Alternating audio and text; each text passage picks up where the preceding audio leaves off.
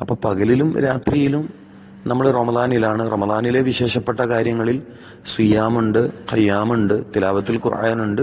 അതിൽ തന്നെയാണ് അത്താഴവും ഉള്ളത്. അപ്പൊ അത്താഴത്തിന്റെ കാര്യമാണ് ഞാൻ പറഞ്ഞു വന്നത്. പുലർച്ചെ 4 മണിക്ക് ശേഷം നോമ്പെടുക്കുക എന്ന ഉദ്ദേശത്തിൽ നമുക്ക് കഴിക്കാൻ ഏറ്റവും നല്ല ഭക്ഷണം ഈത്തപ്പഴവും, പിന്നെ പുതിയ കാലാവസ്ഥയിൽ, അതായത് അന്തരീക്ഷത്തിൽ വല്ലാതെ ചൂട് വർദ്ധിക്കുകയും ഉദരസംബന്ധമായ രോഗങ്ങൾ വർദ്ധിക്കുകയും ശരീരത്തിന്റെ അകത്തും പുറത്തും ഉഷ്ണം വർദ്ധിക്കുകയും ചെയ്തതുകൊണ്ടും മറ്റും ഈത്തപ്പഴത്തിന്റെ കൂടെ തേങ്ങ കൂടി കഴിക്കുന്നത്, തേങ്ങ പൂണ്ടെടുത്തിട്ട് ചീന്തിയെടുത്തിട്ട് അതിന്റെ കൂടെ ചവച്ചരച്ച് തിന്നുന്നത് നല്ല ഒരു കാര്യമാണ്.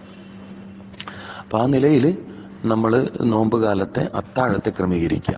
തുടർന്നും ജീവിതത്തിൽ എല്ലാ പ്രഭാതങ്ങളിലും സുബഹിന് മുമ്പ് നമുക്ക് കഴിക്കാൻ നല്ല ഭക്ഷണം പഴം തന്നെയാണ്. ഞാൻ കേരളത്തിലെ